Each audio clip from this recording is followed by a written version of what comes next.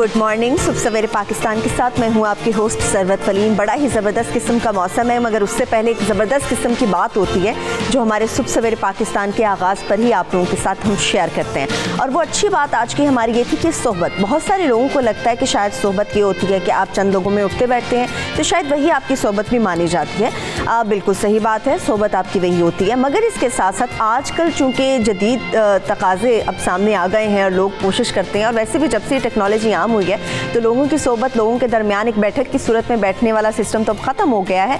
तकरीबन लोग कोशिश करते हैं कि मोबाइल फ़ोन के ज़रिए कुछ ग्रुप्स बना लेते हैं, कुछ ऐसी ऐप्स हैं सोशल मीडिया के जिनके ऊपर ग्रुपिंग हो जाती है, फिर उनसे आप चिट चैट कर रहे होते हैं। और जब आप सबसे अलग भी होते हैं, बिल्कुल अकेले भी होते हैं, उसके बावजूद आप बहुत सारे लोगों के साथ कनेक्ट कर रहे होते हैं। जब वो आपकी कनेक्टिंग होती है बहुत सारे लोगों से तो वो भी आपकी सोहबत कंसीडर होती है। अभी आपने हमारे पैकेज में, हमारी रिपोर्ट में भी देखा कि बहुत सारे लोग हैं जो टेक्नोलॉजी के ज़रिए भी कनेक्ट होते हैं, वो उनकी सोहबत कहलाती है। और बहुत सारे ऐसे लोग हैं जिनकी कोशिश होती है कि रोज़ाना सुबह सवेरे चाय की चुस्कियाँ भी लेते रहें, मगर इसके साथ साथ न्यूज़पेपर भी पढ़ते रहें। जब आप न्यूज़पेपर पढ़ते हैं उस पर आप अपनी इंटरेस्ट की बहुत सारी चीज़ें देख रहे होते हैं। ख़वातीन को इंटरेस्ट ये होता है कि फ़ैशन के हवाले से क्या नया आया है, और ख़ास तौर पर मैगज़ीन्स के अंदर क्या क्या नई चीज़ें आई हैं।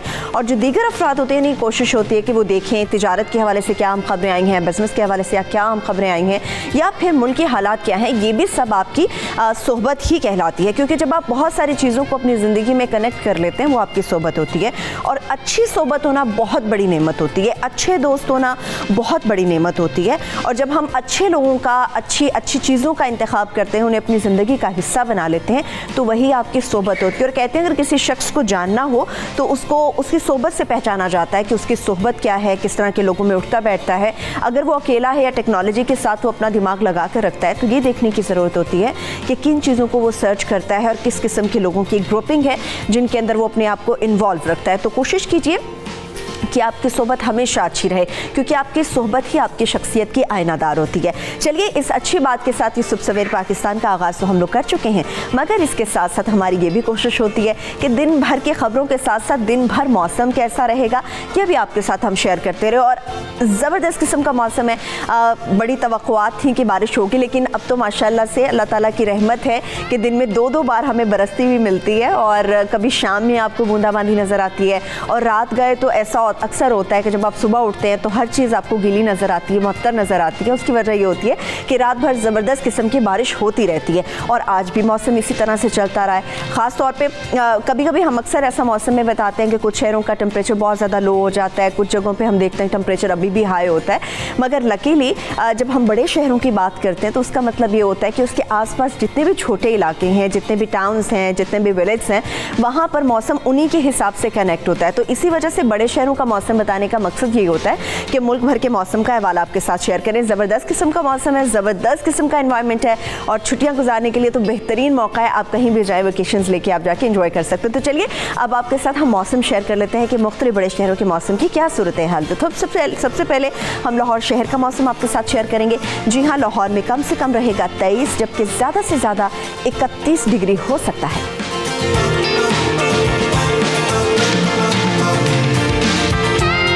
लाहौरियों को ज़्यादा खुश होने की ज़रूरत नहीं है, क्योंकि हम हमेशा खुश होते हैं कि इस्लामाबाद में कुछ गर्मी है, मगर इस्लामाबाद में भी अभी मौसम बड़ा ज़बरदस्त है, क्योंकि वहाँ पर भी कम से कम डिग्री रहेगा 23 और ज़्यादा से ज़्यादा 30 तक जा सकता है।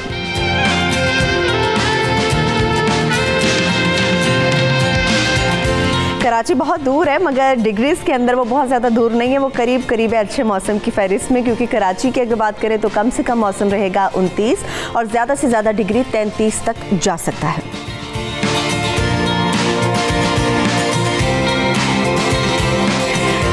कराची का मौसम अच्छा होता हुआ नज़र आ रहा है, और होप फॉर द बेस्ट। और कोशिश करते हैं, देखते हैं कि आने वाले दिनों में अगर मज़ीद बारिशें होती हैं तो कराची का मौसम कैसा रहेगा। अभी हम बढ़ते हैं पेशावर शहर की तरफ, तो वहाँ का मौसम जान लेते हैं, क्योंकि पेशावर में कम से कम डिग्री रहेगा 26 और ज़्यादा से ज़्यादा 34 तक जाएगा।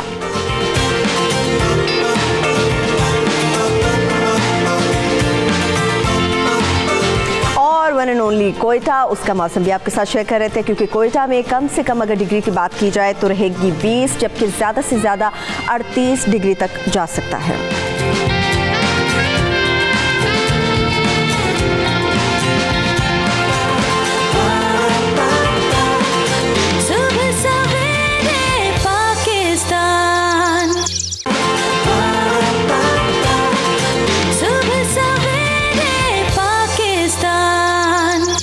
जिस तरह से अगर वर्ल्ड कप की बात कर लें तो पाकिस्तानी टीम तो उसमें शामिल नहीं थी, मगर दिलचस्पी हर घर में मौजूद हर शख्स की थी कि आखिर ये वर्ल्ड कप कौन जीतेगा और ये कप कौन लेकर जाएगा। तो ये कप कौन लेकर जाएगा, इससे मुतालिक याद होगा आपको कि सैटरडे को यानी कि परसों हमने सुबह सवेरे पाकिस्तान में आपको बता दिया था, प्रेडिक्शन कर दी गई थी कि ये वर्ल्ड कप कौन जीतने वाला है। तो वो प्रेडिक्शन पहले आपको सुना देते हैं, वापस आके इस पर मज़ीद बात करते हैं। पर ही इंग्लैंड की टीम गिरफ्त में दिखाएगी। अच्छा। और इसके साथ इनके जो दो अहम प्लेयर हैं उसमें जो रूट और मॉर्गन, इन दोनों की तरफ से अहम परफॉर्मेंस आने के इम्कान है और जीत इंग्लैंड की ही नज़र आती है। अच्छा, तो आप समझ रहे हैं कि मैच में अच्छा परफॉर्म करेंगे तो वो कप ले जाएंगे? हाँ जी, इंग्लैंड का मुझे नज़र आ रहा है।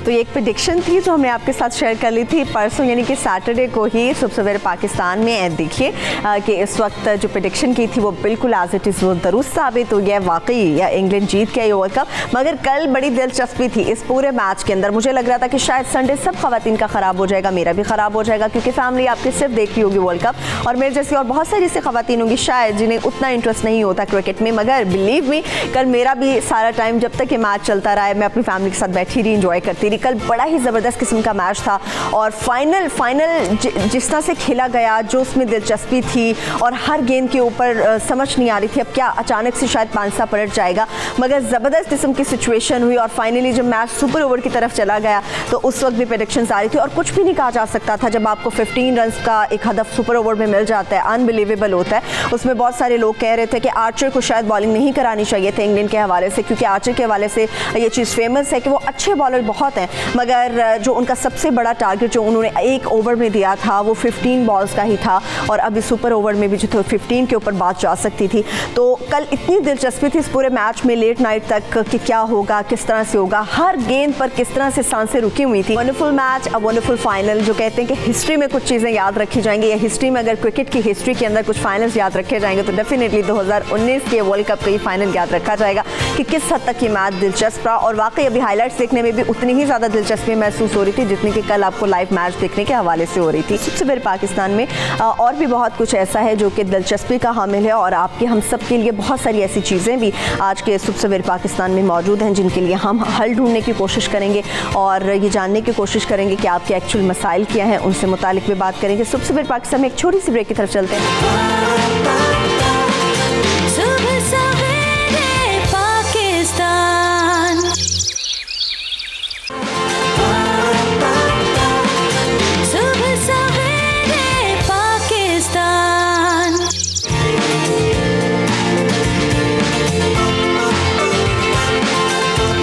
जब हम पूरे हफ्ते की बात करते हैं तो हफ्ते के 7 दिनों की बात करते हैं। हल्का फुल्का तो ऊपर नीचे कुछ ना कुछ इल्म हो जाता है, मगर बहुत सारी चीज़ें ऐसी होती हैं जब हम पूरे हफ्ते के बारे में जान लेते हैं तो काफ़ी हद तक वो तकरीबन कह सकते हैं कि बहुत हद तक वो बिल्कुल सही साबित होती है। और मेरा तो ख्याल है कि जो क्रिकेट खेल रहे होते हैं हमारे क्रिकेटर हो या किसी भी मुल्क के क्रिकेटर हैं, उन्हें कोशिश करनी चाहिए कि किसी ऑस्ट्रोपॉमिस्ट से या किसी माहिर फल्कियात से एक राय ले लिया करें कि उनका ये हफ्ता किस तरह से गुजरेगा या उनकी परफॉर्मेंस कैसी रहेगी।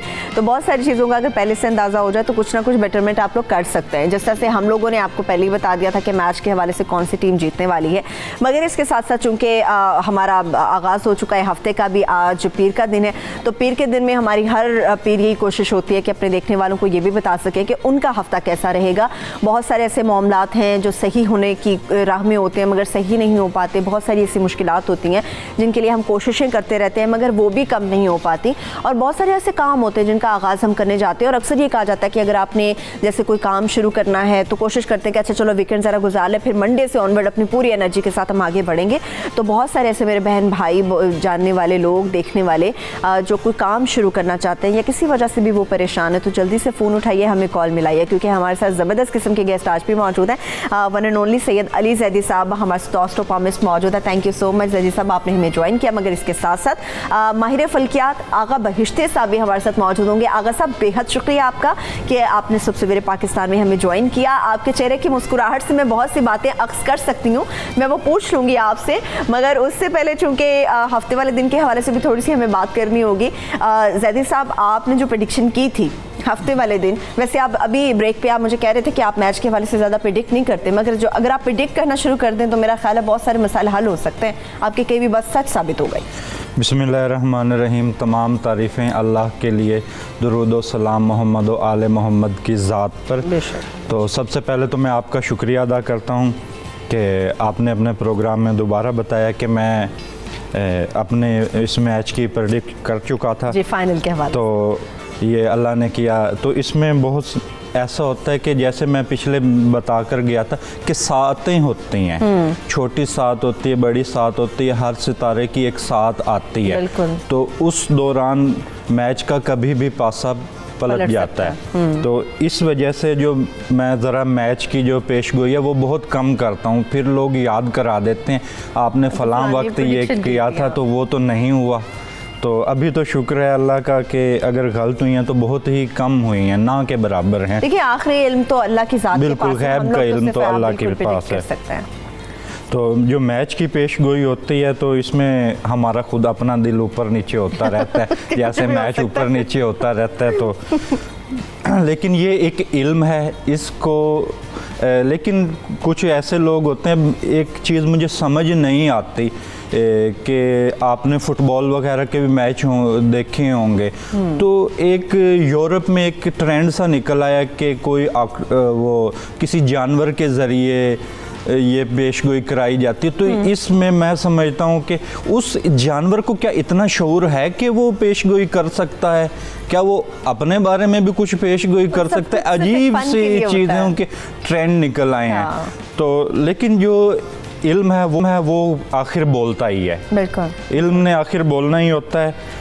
और बस यही चीज़ें अजीब हैं कि मैं देखता हूँ कि जानवर से पेश गोई। एक इधर एस्ट्रोलॉजर बैठा है जिसने इतनी तालीम सालों साल की है, आप यकीन नहीं करेंगे कि मैंने 21 साल इस इल्म को सीखा है। बिल्कुल, और आपका इल्म नज़र भी आया हफ्ते वाले दिन, जिस तरह से फाइनल के हवाले से ख़ास तौर पे बहुत सारे लोग परेशान थे कि फाइनल में क्या होगा।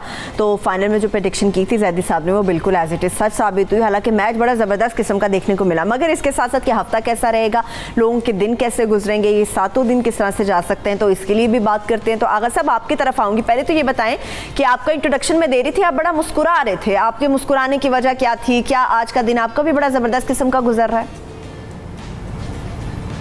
बिस्मिल्लाहिर्रहमानिर्रहीम। अल्लाहुम्मा कुल्ल वलीकल हुज्जत इब्नुल हसन सलवातुक अलैहि व अला आबाइहि फ़ी हाज़िहि साह व फ़ी कुल्ली साह वलिय्यन व हाफ़िज़न व क़ाइदन व नासिरन व दलीलन व ऐना हत्ता तुस्किनहु अर्ज़क तव्वाअन व तुमत्तिअहु फ़ीहा तवीला बिरहमतिक या अरहमर राहिमीन।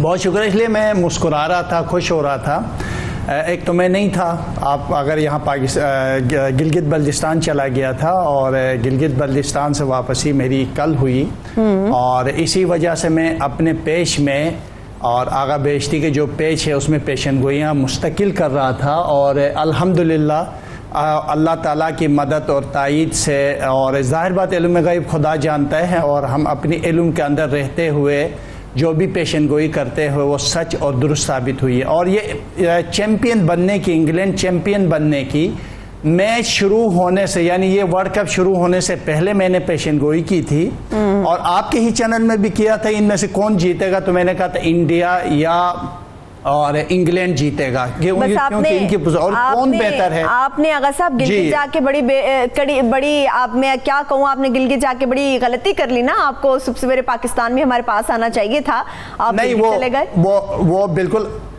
आप बजा फरमानी। मेरी पेज भी कोई छोटा नहीं है, 2-2.5 लाख आगा बेहश्ती के पेज को फॉलोअर है। इसके अलावा भी दीगर जो चैनल है वो टेलीफोन में ले रहे हैं। तो अल्हम्दुलिल्लाह ये पेशन गोई की थी और सच साबित हुई। मैं ये एक इल्म है, और इस इल्म के दायरे में रहते हुए मैं ये कह सकता हूँ, इससे गाइडलाइन लेना चाहिए। जिस तरह डॉक्टर के पास जाते हैं, ये भी एक इल्म है, उसी तरह से ये इल्म है, खुसूसन रिश्तों के हवाले से, काम के हवाले से, मुस्तकबिल के हवाले से, आगे बढ़ने के हवाले से, और बिलखुसूस जो सितारे होते हैं ना, जो मियाँ बीवी जब अपने बच्चों की रिश्ते करने जा रही हो या जा रहे हो, तो उस दौरान अपने बच्चों के सितारे चेक करनी चाहिए कि क्या सितारे मिलते हैं या नहीं मिलते हैं।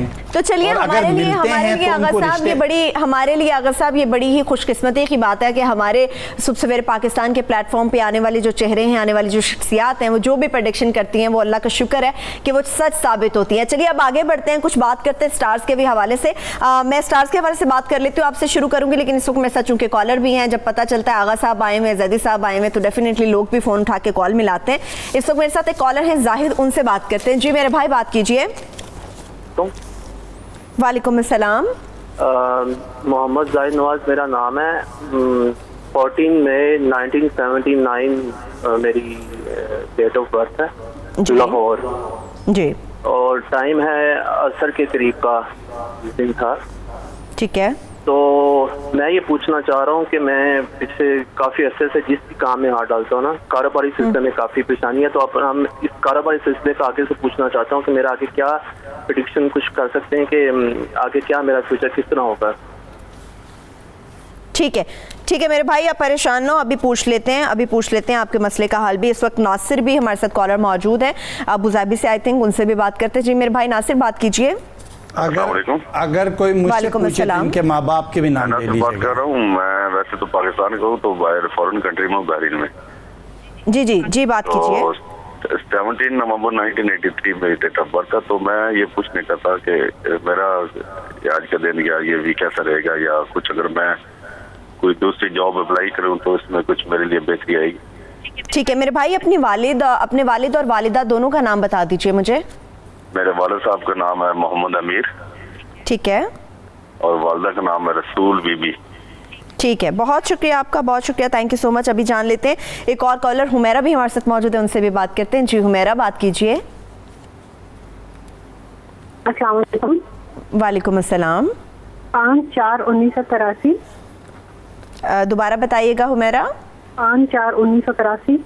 जी रात 8:15 बजे जी साहिवाल में पैदा हुई।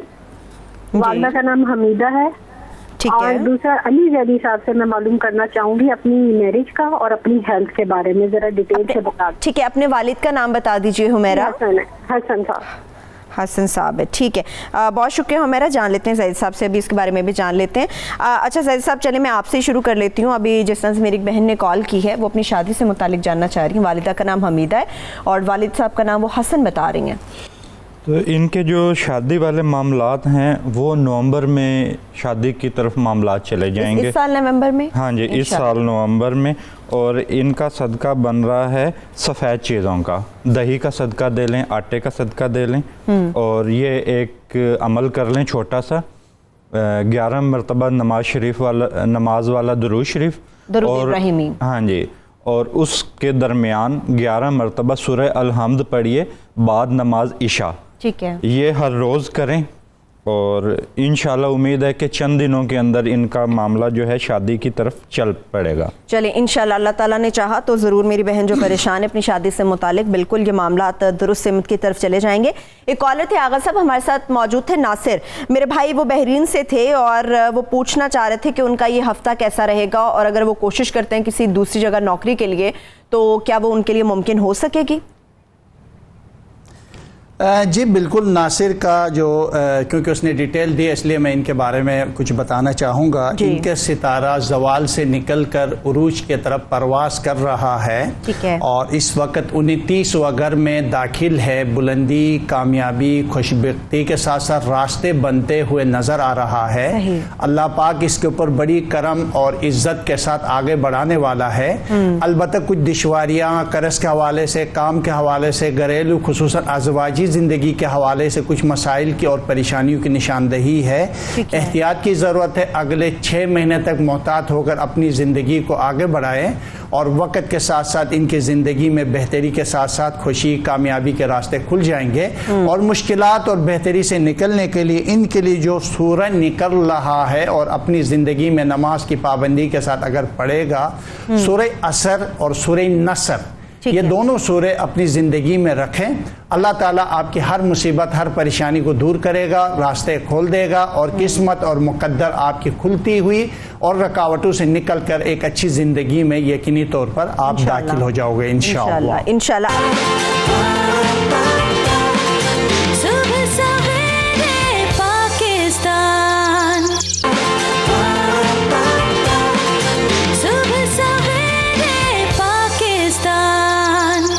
आगा साहब, एक और मेरे भाई थे, वो वालिद और वालिदा का नाम तो नहीं बता सके, जाहिद नवाज़ की कॉल थी, तो वो अपने कारोबार के लिए बड़े परेशान थे। उन्होंने बताया था कि उनकी जो पैदाइश है वो 14 मई 1979 की है, लाहौर में पैदा हुए और शाम यानी कि असर के करीब उनकी पैदाइश हुई। तो इस हवाले से अगर आप कुछ बता सकें, वो कारोबार के लिए परेशान है। क्योंकि मैं इब्रानी उलूम से करता हूँ, माँ बाप के नाम ज़रूरत हो, जो मसला बताए उस हिसाब से रसूल खुदा सल्लल्लाहु अलैहि वसल्लम से सहाबे कराम ने पूछा, या रसूलल्लाह काम कारोबार या अपने रिज़्क़ की बरकत और तरक्की के लिए क्या पढ़े? आप सल्लल्लाहु अलैहि वसल्लम ने 3 सूरों की निशानदही की है, और इन सूरों में से एक सूरह स्वात है, एक सूरह कलम है, सूरह स्वात, सूरह कलम और सूरह मुद्दस्सिर। ये जर्नल होगा, और जो भी पढ़े इनकी ज़िंदगी के जो कारोबारी मसाइल हैं, मुश्किलात है, नमाज फजर के बाद एक मरतबा पढ़े और घर से निकले। अल्लाह ताला जो भी अपनी काम कारोबार के हवाले से मुश्किलात में है, मसाइल में है, परेशानियों में है, रुकावटों में है, तंगदस्ती में है, या घर में नाइतफाकी है, तो उनके लिए खुशहाली के बाइस बनेगी। जी इंशाअल्लाह अल्लाह ताला ने चाहा तो इनके लिए भी बेहतरी होगी। हमारे साथ और भी कॉलर्स मौजूद हैं, उनसे भी साथ साथ बात करते हैं। खालिदा हमारे साथ कॉलर मौजूद है, पहले उनकी तरफ चलते हैं। जी मेरी बहन खालिदा, बात कीजिए। जी अस्सलाम वालेकुम। वालेकुम अस्सलाम। जी मेरा मसला 17 जुलाई, ठीक है, 17 जुलाई 1983। जी मेरे अम्मी का नाम नज़ीरा बीबी, ठीक है, अब्बू का मुनीर अहमद। अब्बू का दोबारा से बताइएगा खालिदा। मुनीर अहमद, ठीक है। मेरा मसला है, मेरी शादी हुई थी, ठीक है, बच्चे ना होने की वजह से तलाक हो गया। अच्छा, और अब घर वाले कह रहे हैं कि दोबारा शादी करनी है, तो क्या करना चाहिए? ठीक है मेरी बहन, आपकी डिवोर्स, आपकी तलाक हुए कितना अरसा हो गया है? 6 साल। 6 साल हो गए हैं। ठीक है खालिदा, परेशान ना हो, इंशाअल्लाह अल्लाह ताला ने चाहा बेहतरी होगी। बात करते हैं इससे मुतालिक। मेरे साथ एक और कॉलर सिद्दीक मौजूद है, उनसे बात करते हैं। जी सिद्दीक, बात कीजिए। सदीक, जी जी सिद्दीक, बात कीजिए, हम सुन रहे हैं आपको। मेरे भाई, अपने टीवी का वॉल्यूम जो है वो, आप सबसे गुजारिश है जब भी आप कॉल मिलाएं कोशिश करें कि हमारे साथ आप टेलीफोन पे बात कर सकें, ना कि आप पहले हमारी टीवी पे आवाज़ सुने और उसके बाद हमें जवाब दीजिए। तो इस वक्त चूँकि खालिदा ने जो हमसे बात की है, तो ज़ैदी साहब, ये खालिदा जो मेरी बहन परेशान है दूसरी शादी के हवाले से, एक प्रेशर है फैमिली की तरफ से कि दूसरी शादी कर लो, पहले भी शादी हुई, औलाद ना हो सकी, तो इनको क्या करना चाहिए अभी? इनके मामलात जो हैं, मुमकिन है कि इनकी दूसरी ही शादी हो जाएगी। अच्छा, यही नज़र आ रहा है। और इसके साथ इनको थोड़ा सा ना जायचा भी जो है वो फ़िलहाल तो ज़वाल पजीर नज़र आ रहा है। अच्छा, तो इसमें इनको बनता है इन अंडे का सदका और सब्ज़ कपड़े का सदका दें।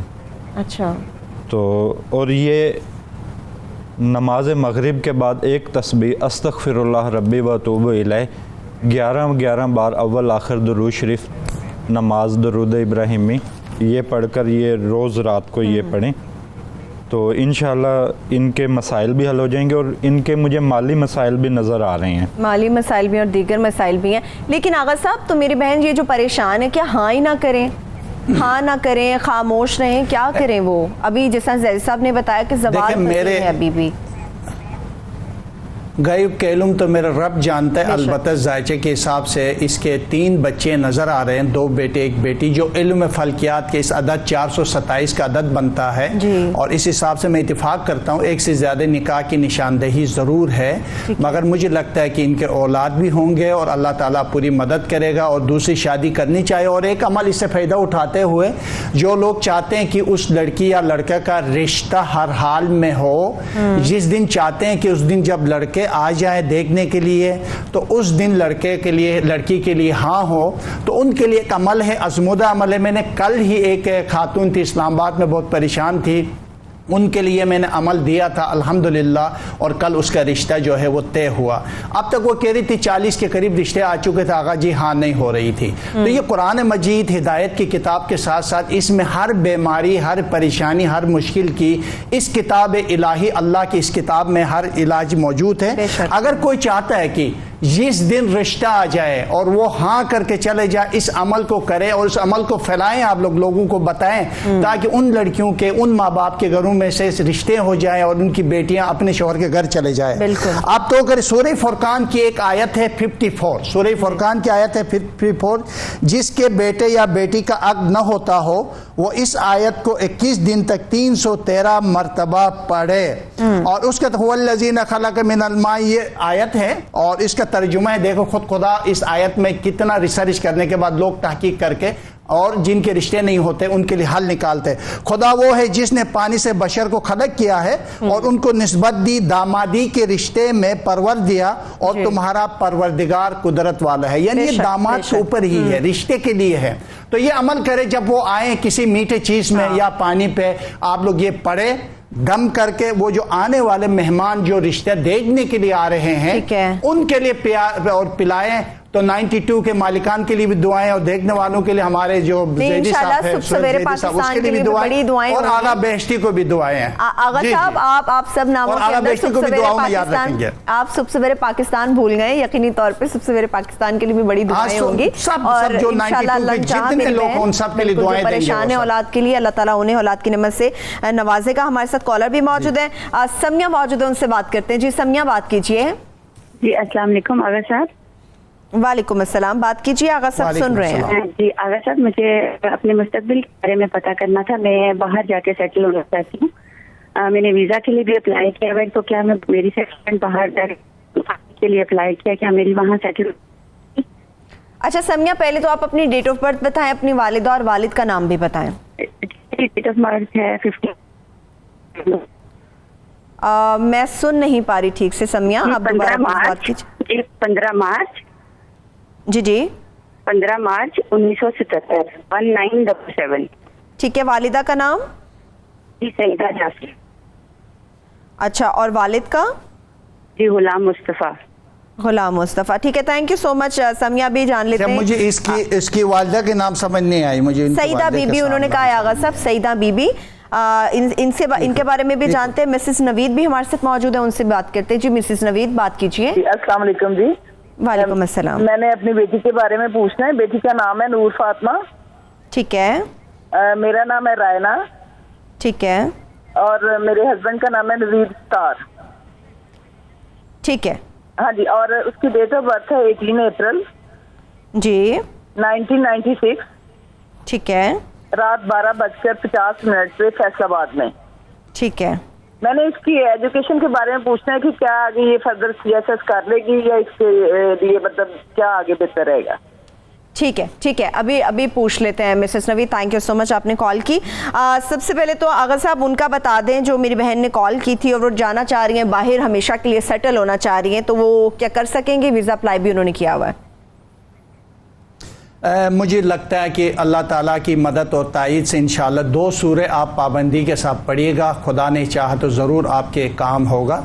और सूरह हशर और सूरह मुल्क, आप सूरह हशर या तो नमाज फजर के बाद पढ़े और सूरह मुल्क जो है वो नमाज और ज़ोहर और असर के दरमियान आप पढ़ें। अल्लाह ताला, मुझे लगता है कि आपकी सफ़र है, हज उम्र है, ज़ियारत है, लंबी उम्र है, खुशियाँ, कामयाबी, तरक्की और पैसा दौलत के मुकाम के साथ, और एक अच्छी इज़्ज़तदार ज़िंदगी की निशानदेही हो रही है। और अच्छे वक्त आपकी ज़िंदगी में आने वाला है। जी इंशाअल्लाह, अल्लाह ने चाहा ज़रूर ऐसा होगा। अच्छा ज़ैदी साहब, हमारे साथ मिसेस नवीद अभी मौजूद थी, वो अपनी बेटी नूर फातिमा से मुतालिक जानना चाह रही थी कि क्या वो CSS कर लेगी। उनके एजुकेशन से रिलेटेड वो मज़ीद जानना चाह रही थी कि क्या मज़ीद एजुकेशन हासिल करेंगी, अगर CSS करती हैं तो कितनी कामयाब रहेंगी। इनकी तालीम में कामयाबी है। ठीक है। और तालीम की कामयाबी के साथ इनका सफ़र भी नज़र आ रहा है। लेकिन जो इसकी बेटी है, इसके ज़िंदगी में हालात यकसा नहीं रहेंगे। अच्छा, बढ़ते रहेंगे, कम होते रहेंगे, चाँद के मुशाबे है, तो चाँद की तरह इनकी हालात बढ़ेंगे भी, कम भी, अच्छे भी होंगे और बुरे भी होंगे। इनकी तालीम उससे आगे भी मुझे नज़र आ रही है। अच्छा, और मुमकिन है कि शायद ये किसी अपनी जाए पैदाइश से दूर सेटल हो, इसकी ये जो नूर फातिमा बेटी है। अच्छा, यानी कामयाब रहेंगी। अगर कामयाब रहेंगे तो सदका वगैरह निकालना हो तो इनको गंदम और गंदम, काला गुड़ और दाल मसूर, इन 3 चीज़ों का 1 किलो किसी चीज़ का सदका करके परिंदों को डाल दें। ठीक है, इंशाल्लाह इनके लिए भी अच्छा होगा। अच्छा आगा साहब, लास्टली मुझे ये बताइएगा, चूँकि हफ्ते का तो आगाज़ हो चुका है, आज पीर का दिन है, तो ये हफ्ता पूरा जो है किन किन चीज़ों से एहतियात हमें करनी होगी, या वो मेरे बहन भाई जो कुछ करना चाहते हैं या बाहर सेटल होना चाहते हैं या जिनको अपने रिश्ते का इंतज़ार है, शादी करना चाहते हैं या जिनकी नाचाकियाँ हैं, कौन से ऐसे ख़ास चीज़ें हैं जिनसे बचना होगा, कौन से ऐसे स्टार्स हैं जिनको मोहतात रहना होगा? अच्छा, मैं जनरल चीज़ों के तरफ बताने से पहले एक चीज़ बड़ा मसला है हर घर का, ये तकरीबन मसला मुश्किल है, तो मैं चाहता हूँ मियाँ बीवी में मोहब्बत ना हो तो क्या करना चाहिए। तो ये रिसर्च है, और जनरल अगर मियाँ बीवी में मोहब्बत हो तो फिर तो इसके मतलब ये कि घर के झगड़े, लड़ाई, मसाइल, मुश्किलात खुद बहुत ही ख़त्म हो जाते हैं। कुरान मजीद की एक बहुत खूबसूरत आयत है, और ये बाकायदगी से मैंने खुद तजुर्बा किया है और मैंने देखा भी है। जो मियाँ बीवी एक दूसरे के चेहरे नहीं देखना चाहते थे, कोर्ट तक चले गए थे, हमने कहा यार किसी तरीके से इन दोनों को इस अमल को करे ताकि इनके जो कोर्ट या तलाक या लड़ाई झगड़ा या एक दूसरे के से नफरत करते हैं वो मोहब्बत में बदल जाए। तो आप सब नोट करिएगा और मैं चाहता हूँ ये सब तक पहुँच जाए। मियाँ बीवी, सूरह रूम की आयत नंबर 21, सूरह रूम की आयत नंबर 21, मियाँ बीवी में इख्तिलाफात की सूरत में इस आयत को 99 मरतबा पढ़कर 3 दिन किसी भी मीठे चीज पर दम करके मियाँ बीवी को दरमियान खिलाया जाए। बीवी भी अपने शौहर के लिए अमल कर सकती है और शौहर भी अपनी बीवी के लिए अमल कर सकती है। मैं यकीन से कह सकता हूं कि इनके दरमियान इतनी मोहब्बत हो जाएगी कि यूसुफ ज़ुलेखा की मिसाल पैदा हो जाएगी उनके अंदर इंशाअल्लाह ताला। ये कुरान से मोहब्बतें भी हैं, इस कुरान से नफरतें मिटाने के लिए है। जी अच्छा, वक्त बिल्कुल खत्म हो चुका है, अब वक्त मेरे पास आगा साहब बिल्कुल ख़त्म हो चुका है। लास्टली जैदी साहब आप ये बता दें, जिन फैमिलीज़ के अंदर नाचाकियाँ हैं या जिनको एहतियात करने की ज़रूरत है, कौन कौन से ऐसे बुर्ज हैं जो ख़ास तौर पे एहतियात करें इस पूरे हफ्ते में? बुर्ज सौर है, इनके मामलात बनते बिगड़ते रहेंगे। जो बुर्ज हमल है, इनके कारोबार बेहतर रहेंगे, इन्वेस्ट कर सकते हैं। जोज़ा के मोहब्बत के मामलात बेहतर रहेंगे, घर की तब्दीली मुमकिन है। बुर्ज सरतान मजबूत पोजीशन में है और इनकी सलाहियतों में निखार आएगा। और बुर्ज असद है, इनके मामलात अभी सब्र आजमा हैं, इनको एहतियात की ज़रूरत है। फ़िलहाल ये मुश्किल दौर में इन्वेस्ट अभी इनको नहीं करनी चाहिए, थोड़ा सा ठहर कर चलें और सोच कर फैसला करें। चलिए, अभी वक्त बिल्कुल ख़त्म हो चुका है ज़ैदी साहब, और बहुत सारी ऐसी चीज़ें थी जिनका जानना था मगर वक्त की कमी है। तो चलिए, बेहद शुक्रिया आपका सैयद अली ज़ैदी साहब, थैंक यू सो मच, आपने सुबह सवेरे पाकिस्तान के लिए वक्त निकाला। आगा बहिश्ती साहब, आपका भी बेहद शुक्रिया कि आप भी खास तौर पर सुबह सवेरे पाकिस्तान के लिए वक्त निकाल कर तशरीफ़ लेकर आए। एक ब्रेक की तरफ चलते, ब्रेक से वापस आएंगे तो वक्त हो चुका है उन लोगों के लिए जो स्मार्टनेस की ऐनक अपनी आंखों पर पहन के रखते हैं, तो वो ऐनक उतारने का वक्त होना चाहता है। एक छोटी सी ब्रेक हमारे साथ।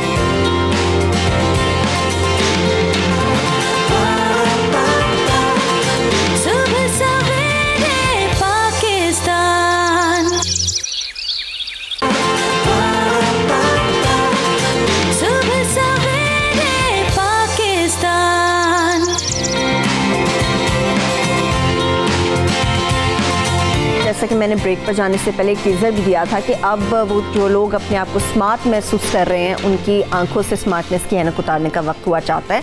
और ये हम ऐनक किस तरह से उतारेंगे, बहुत सारी ऐसी चीज़ें हैं जो शायद हम लोग समझते हैं, अपने दिमाग में उनको तस्वर कर लेते हैं कि ऐसा ही होता है। जब हम ड्रामे या फिल्मों के हीरो हीरोइन को देखते हैं और देखते हैं कि बड़े ही दुबले हैं वो, तो हम भी कोशिश करते हैं कि अपने आप को उसी साइड पर ले जाएँ और उसी तरह से उसी साइज़ में आना चाहिए ताकि कपड़े भी हमें पहने हुए वैसे ही लग रहे हों।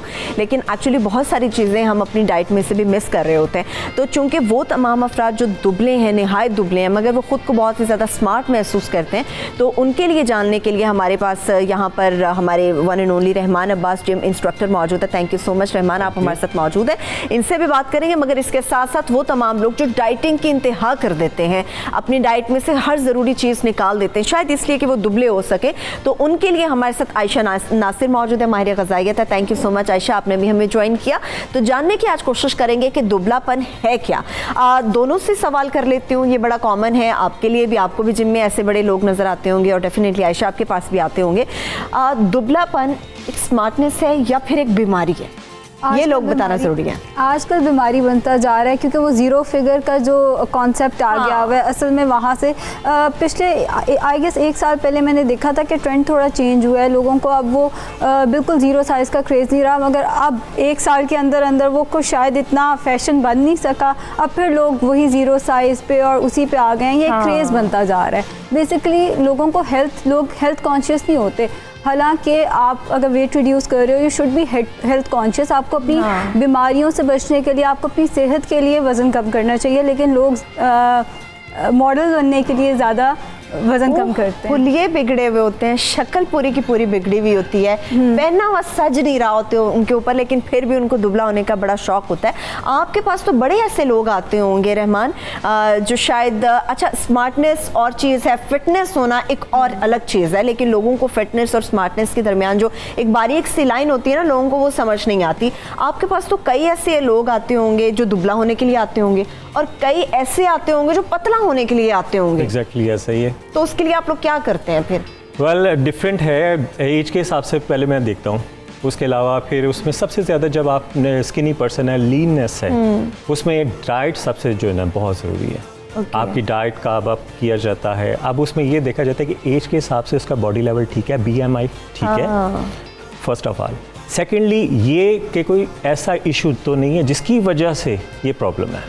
डिफरेंट है, या डाइट बैलेंस नहीं है, डाइट बैलेंस पहले करो, या कोई ऐसी डिजीज़ है जिसकी वजह से स्किनी पर्सन हो गया है, या जेनेटिक कुछ ऐसा इशू है। वो सारी चीज़ें देखने के बाद फिर मैं उस तरफ आता हूँ कि हाँ अब थोड़ा मसल बिल्डअप होना चाहिए उसके बॉडी और एज के हिसाब से, जितना उसका फ्रेम है उस हिसाब से बिल्डअप किया जाए। लेकिन अगर आपने इस स्टेज पे हो तो 70% जो है ना आपकी डाइट अच्छी होनी चाहिए, फिर उसके बाद 30% और ट्रेनिंग ऐसी कि जो आपके मसल बिल्डअप करे। ठीक है। अच्छा रहमान, मैं आपके साथ अपनी पर्सनल लाइफ का एक्सपीरियंस शेयर कर देती हूँ। मेरा बहुत अच्छा दोस्त है, मेरा यूनि फ्रेंड है, लेकिन वो इंतहाई दुबला था, वो बहुत दुबला था। उसको हम लोगों ने बड़ा पुश किया कि जाओ तुम जिम जाओ और कुछ बेहतर करो अपने मसल को, बिल्कुल बच्चे से लगते हो, यूनिवर्सिटी में पहुँच गए हो। तो वो जब जिम में गया तो वहाँ पर उसको एक्सरसाइजेज भी बताई, कुछ डाइट भी बताई, मगर इसके साथ साथ उससे कुछ मेडिसिन भी उन्होंने रिकमेंड की कि आपको ये मेडिसिन भी खानी, जैसे कोई शेक उन्होंने बताया, उसके बाद बताया कि जी ये मेडिसिन आपने शेक के फ़ौरन बाद खानी है। तो वो ये कितना ख़तरनाक होता है कि अगर आप साथ साथ मेडिसिन उनको रिक्वायर्ड मतलब कह देते हो कि आप ये रिकमेंड करते हो कि मेडिसिन आपने खानी है, मगर आप एक्सरसाइजेज की तरफ नहीं लेके जाते या उसको डाइट कॉन्शियस नहीं करते। वेल ये चीज़ें काफ़ी जो है ना मैंने भी देखी हैं। पहली बात तो इस तरफ नहीं आना चाहिए, बिल्कुल नहीं आना चाहिए। फर्स्ट आप ये देखो कि आपकी डाइट बैलेंस प्रॉपर होनी चाहिए। अगर आपने वेट गेन करना है, जो भी आपका टारगेट है, आप उसमें पहले प्रॉपर एक बैलेंस करो। ठीक है, क्योंकि ये आपने अपनी हेडेक, जो ट्रेनर है, ये कोच है, हेडेक खत्म करने के लिए कि मुझे इतना ध्यान ना देना पड़े, आई थिंक मेरी नज़र में ये शॉर्टकट है और ये परमानेंट नहीं, और ये आपके लिए बड़ा खतरनाक साबित हो सकता है बॉडी के लिए। चलिए हमारे साथ कॉलर भी मौजूद है, साथ साथ उनसे बात करते हैं। सैयद अरसलान हैदर हमारे साथ मौजूद है, उनसे बात करते हैं। जी मेरे भाई बात कीजिए। जी सबसे पहले तो मैं डॉक्टर साहब से ये पूछना चाह रहा हूँ कि मेरे जो है ना 85 के लगभग है। ठीक है। 5.78 इंच कद है और उसके हिसाब से मुझे कौन सी डाइट और वर्जिश जो है वो करनी चाहिए। ठीक है, 85 आपका वेट है। ठीक है अरसलान, हम जान लेते हैं, अभी हमारे साथ रहमान भी मौजूद है, आयशा भी मौजूद है, सिकंदर हयात हमारे साथ कॉलर मौजूद है, उनसे बात करते हैं। जी सिकंदर बात कीजिए। जी मैं जर्मन से बात कर रहा हूँ। बहुत शुक्रिया, बात कीजिए। मेरी एज है तकरीबन 26। ठीक है। तो मैंने अपनी मतलब सेहत के लिहाज से पूछना था। मैं मतलब खाता पीता भी अल्हम्दुलिल्लाह, लेकिन जो सेहत है ना वो मतलब कि नहीं बनती सही, मतलब जैसे। अच्छा, खुदा न खास्ता कोई बीमारी या आप बीमार रहे हो, कोई इस तरह की मेडिसिन वगैरह ले रहे हो? मेडिसिन खा रहा हूँ, वो साथ में थोड़ी सी मसला है पाइल्स का। ठीक है, तो मतलब ठीक है, परेशान नहीं होगी, अभी बात कर लेते हैं, पूछ लेते हैं। एक और कॉलर रियाज भी हमारे साथ मौजूद है, उनसे बात करते हैं। जी रियाज बात कीजिए। अस्सलाम वालेकुम, मैं मॉडल कॉलोनी कराची से बात कर रहा हूँ। बात यह है कि डॉक्टर साहब ये बताइएगा कि अक्सर बच्चे जो है ज़्यादातर मेडिकल के लिए जो किसी नौकरी के लिए जाते हैं तो वो होते तो हाइट उनकी तो पूरी होती है, लेकिन चेस्ट जो है वो कम होता है। तो चेस्ट के लिए वो जो है फिर अपना जिम की तरफ जाते हैं, कैप्सूल वगैरह खाते हैं, जो मुजरे सेहत भी हैं, कुछ जिन कई बेचारे डेथ भी हो जाती है ज़्यादा खुराक से, जो हमने देखा है, एक आध मेरे मोहल्ले में भी ऐसे केस हुआ है। तो ये बताएं कि चेस्ट जो है वो कैसे बढ़ाया जाए। अक्सर बच्चे जिम की तरफ जाते हैं, क्या वो सही है कि वहाँ पे वेट उठाना और वो ठीक है बिल्कुल भाई, मुझे पता चल गया है आप क्या बात करना चाह रहे हैं, बहुत शुक्रिया। अभी हम पूछ लेते हैं, रहमान भी हमारे साथ मौजूद है। अच्छा, पहले हमारे साथ एक कॉलर थे सईद अरसलान हैदर। आयशा, वो एक तो वेट उनका कम किस तरह से हो वो तो हम जानेंगे रहमान से, मगर वो अपने पूछ रहे थे कि उनकी डाइट कैसी हो। जैसे उनका 85 के करीब उनका वेट है, तो वो कह रहे हैं कि अपनी डाइट उनकी कैसी अच्छी होनी चाहिए कि वेट भी कम आए और उन बॉडी के अंदर जो है वो तमाम एलिमेंट्स उनके जाते भी रहें। अच्छा, सबसे पहले तो अगर तो कोई अंडरलाइंग इशू नहीं है तो उन्हें चाहिए वो अपना कार्ब्स का इंटेक, कार्बोहाइड्रेट जो कि रोटी चावल के अंदर होते हैं, फ्रूट के अंदर भी कुछ हद तक फ्रुक्टोज की फॉर्म में होते हैं, उसका इंटेक थोड़ा सा कम कर दें। जैसे नाश्ता है तो उसमें ब्राउन ब्रेड के 2 से 3 स्लाइस हो गए, 7 सब्जियां डाल के एक ऑमलेट हो गया। ऑमलेट कोशिश करें किसी हेल्दी फैट में बनाएं, देसी घी में मत बनाएं।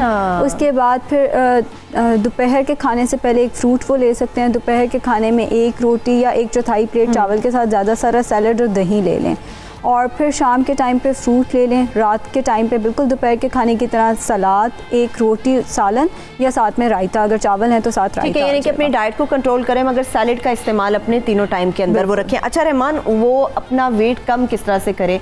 कोई एक्सरसाइज उन्होंने कहा कि जिससे उनका वेट एक्सरसाइज में फर्स्ट वो ऐड करें 15 मिनट वॉक एंड जॉग, वो लाजमी करनी है, और 15 से आप मुंह करें। हाँ, एम्प्टी स्टमक। लेकिन अगर वो बिजी स्केड्यूल है तो आप इवनिंग में भी कर सकते हैं, लेकिन अगर बिजी स्केड्यूल है उसके बाद 15 टू इसको मैक्सिमम लेके जाए 30 मिनट्स तक वॉक एंड जॉग लाजमी करनी ताकि कैलोरीज बर्न हो। फिर उसके बाद स्पीड एक्सरसाइज आपने करनी है, लेकिन आफ्टर 1 वीक, ताकि स्टेमिना थोड़ा सा बन जाए। अच्छा, साथ आप इधर भी आ जाए, कुछ प्रैक्टिकल हैं जो हमारे कॉलर्स पूछना चाह रहे थे, वो भी हम साथ साथ आपसे जान लेंगे। क्योंकि सिकंदर हयात ने कॉल की थी जड़ावाला से, वो बता रहे थे कि ही इज 26, तो वो खाते बहुत हैं मगर वो नज़र नहीं आता, लगता नहीं है, तो उसकी वजह क्या है? ये ज़रा आप बताएं, कुछ एक्सरसाइजेस भी करें। उसकी वजह डिफरेंट भी हो सकती है कि या तो उनकी डाइट में कार्ब नहीं है। ठीक है, कार्ब आप करना है, क्योंकि जब भी आपने वर्कआउट करना है या बिल्डअप नहीं हो रहा तो उसमें आपने चीज़ें ये देखनी है कि आपकी डाइट में वो कार्ब है। सबसे ज़्यादा ज़रूरी ये है कि जब आपने स्किनी पर्सन है, वेट गेन करना है, मसल बिल्डअप करना है, आपने ये देखना है कि आप बिफोर प्री वर्कआउट आपका फूड क्या है। ठीक, आपने कार्ब लोड करना है, जिसमें आप दलिया ले सकते हो, बनाना ले सकते हो। देन आफ्टर 30 मिनट आपने ट्रेनिंग करनी है, लेकिन बेसिक ट्रेनिंग जो मसल बिल्डअप करे। उसमें फर्स्ट एक्सरसाइज तो आपने काफ़ी ज़्यादा देखा होगा, पुशअप्स आपने लगाने हैं, लेकिन पुशअप्स आपने ग्रिप के साथ लगाने हैं ताकि फ्रंट आपकी चेस्ट, मसल, शोल्डर, बाइसेप जो है ना वाइड शेप में आए। इसको आपने करना है, और नॉर्मली आपने देखा है इसको 10 to 15 रैप्स आपने करने। अच्छा, कि जिनसे स्टार्ट में ना हो रहमान इतना ज़्यादा, मतलब 10 to 15 ना हो सके। हाँ, 5-6 भी चलेगा, 5-6। लेकिन जो स्किनी पर्सन है उनके लिए डाइट बहुत ज़रूरी है। प्री वर्कआउट फूड लोड करके आपने ट्रेनिंग करनी है, उससे पहले नहीं। तो वो चेस्ट, जिस तरह से हमारे कॉलर कहते हैं कि वो चेस्ट का मसला होता है, बच्चे जब जाते हैं कुछ इस तरह के, जैसे पुलिस में चले गए कहीं भी, हाइट माशाल्लाह अच्छी होती है, चेस्ट उनकी कम होती है जिससे वो रिजेक्ट हो जाते हैं। अब चेस्ट को बढ़ाने का क्या तरीका? उसमें ये है फर्स्ट एक्सरसाइज ये, सेकेंडली हैंगिंग एक्सरसाइज आपने करनी। अच्छा, किसी भी रॉड के साथ? ठीक है, वो ये आपकी कंपल्सरी वार्म अप एक्सरसाइज होनी चाहिए। ओके, ये वार्म अप एक्सरसाइज है, आपने 15 to 20 minute warm up exercise ऐसे करने ताकि मसल आपके फ्लेक्सिबल हो। ठीक है, स्ट्रेचिंग एक्सरसाइज भी हो जाए, जिसमें इसको लैट पुल अप, नॉर्मली आपने नाम सुना होगा, चिन अप कहते हैं, लैट पुल अप, वो आपने करना है। उसके बाद आपने ये एक्सरसाइज करनी, ये आपका वार्म अप एक्सरसाइज है जिसको आपने करना है। फिर उसके बाद बाकी एक्सरसाइजेज आपने करनी। ठीक है, मतलब ये है अगर चेस्ट, वो जिस तरह से परेशान थे कि चेस्ट के लिए, उसके लिए रॉड के साथ हैंगिंग एक्सरसाइज है। वो मतलब कितने उसके करने होंगे आपको सेट? आपको कितने कहते हैं ना कि कम से कम 3 सेट होने चाहिए उसके। वो डिफिकल्ट है, वो उसमें 4-5 स्टार्टिंग में लगता है, क्योंकि आपने अपने शोल्डर और आर्म ग्रिप से अपना बॉडी वेट पुल अप करना जी। और स्टार्टिंग में तो मोस्टली लोग घबराते हैं। अच्छा, लेकिन ये कि जितने भी लगे, 2 लगे, 3 लगे, आज 2 लगे हैं, कल 3 लगेंगे, फिर 4 लगेंगे। अच्छा, जिसके पास जिम की सहूलत ना हो दरख्तों से लटक सकता है?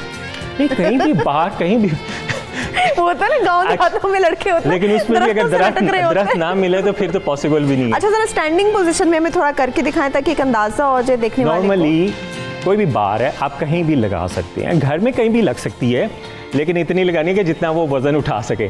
देन आपने पुल अप करना है अपनी बॉडी को। यस, इसमें सबसे जो ज़रूरी बात है, क्योंकि स्टार्टिंग पोजीशन में स्ट्रेंथ लेवल वो नहीं होता। आपने हाथ आपने वाइड नहीं करने, जितने आप वाइड करोगे उतना इंटेंस लेवल बढ़ता जाएगा। नॉर्मल जितना आपके शोल्डर विड्थ है उतना आपने ग्रिप करके देन पुल अप आपने करना है। इससे हाइट, चेस्ट, शोल्डर जो है ना प्रॉपर एक शेप अप होना शुरू हो जाता है। ये कंपलसरी आपकी वार्म अप एक्सरसाइज होनी चाहिए। मोस्टली लोग वार्म अप एक्सरसाइज, लेकिन मैं रहमान आपको बताऊं, मैं बचपन में मेरी हाइट मतलब मैं ये नहीं कहूँगी बहुत कम है, लेकिन मैं दरवाज़ों के साथ बड़ा लटकी हूँ, मेरी हाइट फिर भी नहीं बढ़ी। बहुत लटकी हूँ दरवाज़ों लेकिन के उसमें साथ। ना फिर वही मैं बात करने कि डाइट में आपकी वो प्रॉपर न्यूट्रिशनल बैलेंस हो, और जिन्होंने गेन करना है वो दलिया खाए, यहाँ ट्रेनिंग से पहले बनाना।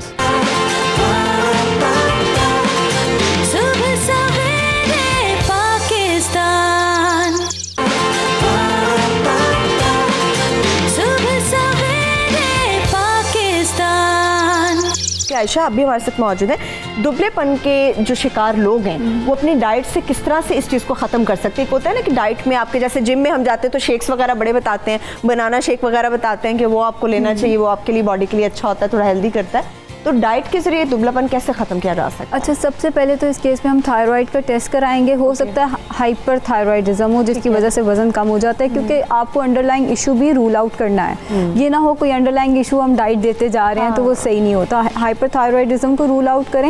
इसके अलावा डाइट को बैलेंस करें अपनी। बनाना शेक हो गया, डेट शेक हो गया, वो आप सुबह भी ले सकते हैं, रात को सोने से पहले भी ले सकते हैं। चीनी की जगह कोशिश करें हनी का इस्तेमाल करें। रोटी की जगह कोशिश करें चावल का इस्तेमाल ज़्यादा करें। और खाने के साथ चावलों से भी कहते हैं मतलब फूल सा जाता है, नहीं खाने चाहिए, आपको सिर्फ बॉयल राइस लेने चाहिए अपने मील के अंदर। नहीं, ये बिल्कुल गलत है। बॉइल्ड राइस नहीं लेने चाहिए। दोनों फॉर्म्स में, चावल को पुलाव की फॉर्म में भी ले सकते हैं, बिरयानी की फॉर्म में भी ले सकते हैं। फूलना कुछ हद तक वो ब्लॉटिंग कर देता है, कुछ लोगों को सूट नहीं करता चावल, इसलिए शायद ये एक मिसकॉन्सेप्ट सा आया है, मगर असल में ऐसा नहीं होता। वेट गेन करने में चावल बहुत हेल्पफुल होते हैं। वेट लॉस के पेशेंट्स को ये यूज़ नहीं करने चाहिए। इसके अलावा कोशिश करें हर खाने के साथ रायता, क्योंकि उसके अंदर भी हेल्दी कार्ब्स होते हैं। वैसे भी कहते हैं आपकी स्किन अच्छी करने के लिए रायता आपको ज़्यादा से ज़्यादा खाना चाहिए, स्किन के लिए बहुत अच्छा होता है। स्किन के लिए आई वुड से कि विटामिन सी ज़्यादा ज़रूरी है, उसमें लीमू वगैरह या सिट्रिक फ्रूट्स वगैरह आ जाते हैं। फ्रूट ज़्यादा बेहतर है रायता की निस्बत, मेरा ये ख्याल है। हाँ ठीक है। और इसके अलावा कोशिश करें हेल्दी स्नैक्स जैसे चना, घर की बनी हुई चना चाट हो गई, घर के बने हुए दही भल्ले, घर के बने हुए शेक, उनका इस्तेमाल करें। ये चीज़ें आपको करनी चाहिए। दुबलेपन की एक्सरसाइज भी आपसे पूछते हैं। कॉलर भी हमारे साथ मौजूद हैं, आप ज़रा फोकस करें रहमान को, हम कॉलर से भी साथ साथ बात करते हैं। नाजिया हमारे साथ मौजूद है। जी नाजिया, बात कीजिए। हाँ जी, अस्सलाम वालेकुम। वालेकुम अस्सलाम। पहले तो मैं आपके प्रोग्राम की तारीफ करूंगी कि बहुत अच्छा प्रोग्राम है, कुछ ना कुछ सीखने को मिलता है गाने के अलावा। Thank you madam. मैंने बात ये करनी थी कि एक तो मेरी उम्र तकरीबन 45 साल है, ठीक है, और मैं टीचर हूँ और मेरे 58 तक वेट है, ठीक है। लेकिन जब भी मेरे पे मोटापा थोड़ा सा भी आता है ना तो वो शोल्डर्स पे और मेरी डबल चिन बन जाती है। चेहरे के इर्द गिर्द वो इंतहाई बुरी लुक आती है उससे। ठीक है, ठीक और है। दूसरी मेरी बेटी है 14 साल की, उसकी मेरी चूंकि हाइट खुद की 5 फुट है, तकरीबन 5 फीट के करीब है जी, तो उसकी भी कम है। इन दोनों के लिए मुझे कोई अच्छा नुस्खा और मुझे कोई अच्छी से अभी बता देते हैं। Thank you so much Nazia. अभी वाजिद भी हमारे साथ कॉलर मौजूद है, उनसे बात करते हैं। जी वाजिद, बात कीजिए। वालेकुम अस्सलाम। तो मैडम मैंने जानना था कि मेरा वेट है 95 ना, तो मुझे किसी ने कहा था कि सुबह नींबू पानी खाली पेट पीना है। अच्छा, वो पी रहा हूँ मैं, और साथ आधे घंटे की वॉक है। ठीक है। मगर वेट 3 माह में सिर्फ 1 kg कम हुआ है। ओके, और दूसरा ये पूछना है कि इन दिनों में जून जुलाई में एक्सरसाइज ठीक है करने की नहीं से? ठीक है, ठीक है वाजिद, अभी जान लेते हैं। अली नवाज भी हमारे साथ कॉलर है, उनसे बात करते हैं। जी अली, बात कीजिए। वालेकुम अस्सलाम। मैं ये पूछना चाहता हूँ, मेरी एज है तकरीबन 41 ईयर। ठीक है। और मेरा जो वेट है वो है तकरीबन 85 kg। ठीक है। और मेरी हाइट जो है वो है तकरीबन 5.8। Okay okay. तो मैं पाँव पे बैठता हूँ तो मेरे पाँव में दर्द भी होता है, जलन भी होता है, नहीं नमाज में भी बैठ सकता हूँ, और मुझे इसमें कितना वजन होना चाहिए और क्या करना चाहिए इसके लिए? ठीक है, बहुत शुक्रिया अली, थैंक यू, आपने कॉल की। अभी हम रहमान से जान लेते हैं। अच्छा रहमान, साथ साथ हमें ज़रा दुबलेपन की एक्सरसाइज भी बताएं। जो लोग दुबले हैं उनके लिए कौन सी एक्सरसाइज है जो उन्हें रोजाना की वजह से करनी चाहिए? वार्म अप एक्सरसाइज में मैंने बताया कि लैट पुल अप आपने लगाना है, उसके बाद आपने पुशअप्स लगाना है। कुछ भी कोई भी एक्सरसाइज करनी, कोई भी लेवल है, आपने ये एक्सरसाइज करनी है। ये कंपलसरी और वेरी इफेक्टिव एक्सरसाइज है। उसके बाद आपने जो चेस्ट या दुबलेपन को दूर करने के लिए, मसल बिल्डअप के लिए एक्सरसाइज हमने जो करनी है वो विद डंबल्स, लेकिन स्टार्टिंग में जितना भी वेट हो जाए वो हमने करना है।